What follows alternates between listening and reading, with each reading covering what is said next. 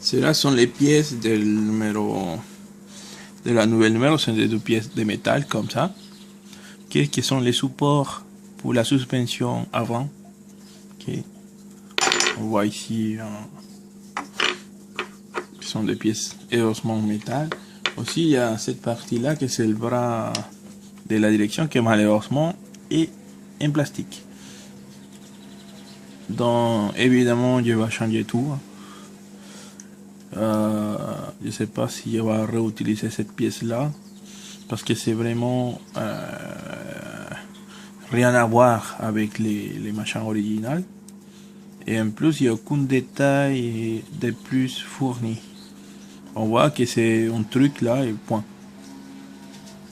Ok, donc je vais vous montrer comment ça fait le montage dans une minute.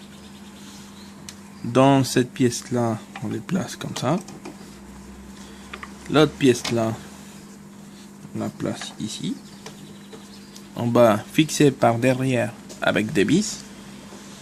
Et la pièce plastique, on voit ici qu'il y a un emplacement fait pour recevoir ça.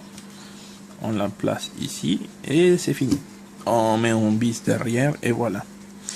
Et pour faire une vidéo encore plus longue, pour ceux qui ont l'habitude à regarder plus, je vais vous montrer mes avancements dans les procédures de customisation de ma voiture.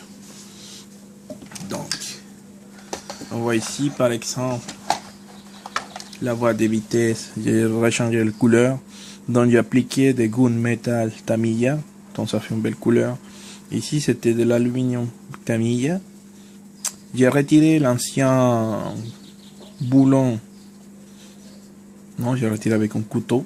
Et j'ai mis des micro-vis. Ok, ici, dans les endroits, ça fait un peu plus métal. Ok, ça fait un peu plus ensemblage des voitures.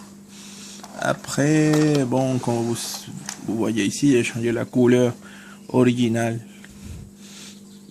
pour une nouvelle couleur. Ça, c'est la couleur originale, non? C'était très rouge. Donc, j'ai fait un mélange de rouge avec du noir. Ça fait un petit marron sympa à lequel j'ai appliqué partout. Ok. Et tout d'abord, j'ai fait une procédure qui s'appelle watering.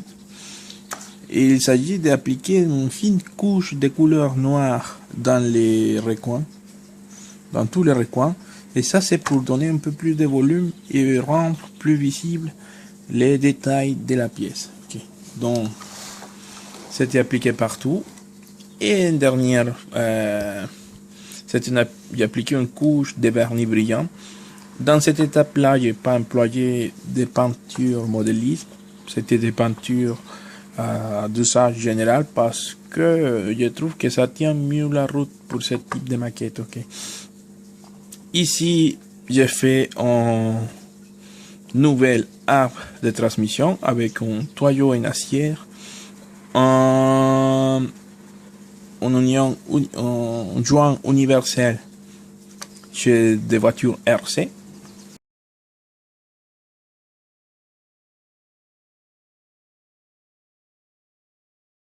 Okay. Bon, ici, j'ai fait un petit update.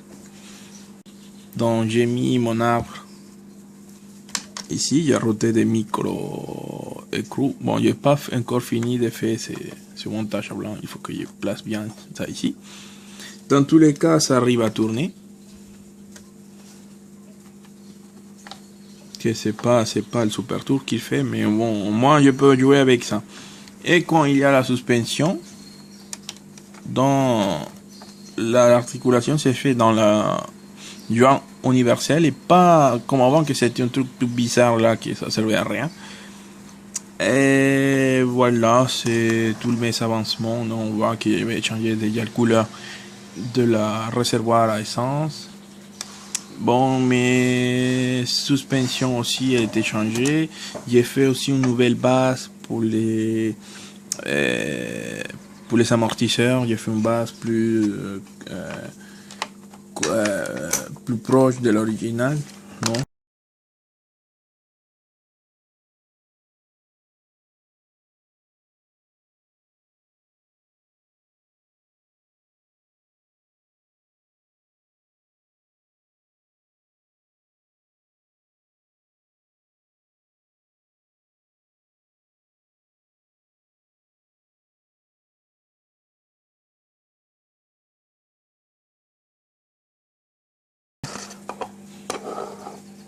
Bon, là on voit pas grand chose.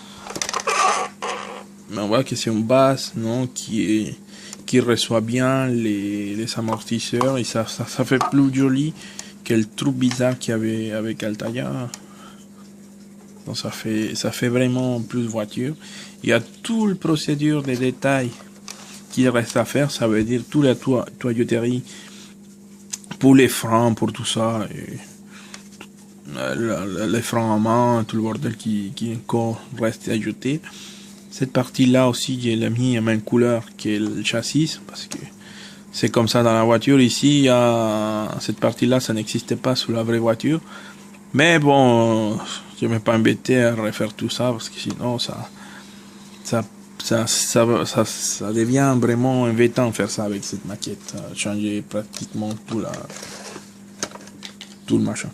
Donc ici, ça qui me reste à faire, c'est ajouter une articulation là, comme c'est avec des plétines là,